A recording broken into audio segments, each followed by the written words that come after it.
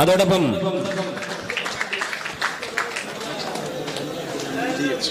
അടുത്തത് ഈ ചോരയിൽ തന്നെ വളർന്ന് പടർന്ന് പന്തലിച്ചൊരു പ്രതിഭ.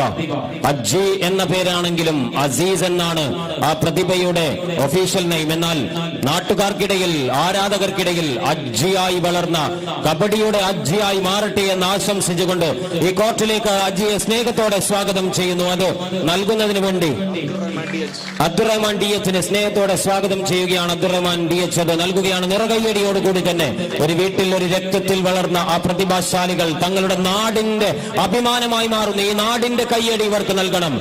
കൃത്യമായി അവരെ ആദരിക്കപ്പെടുകയാണ്.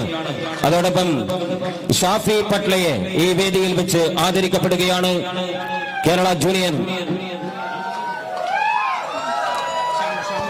ഷാമു കന്തലാണ് അത് നൽകുന്നത്.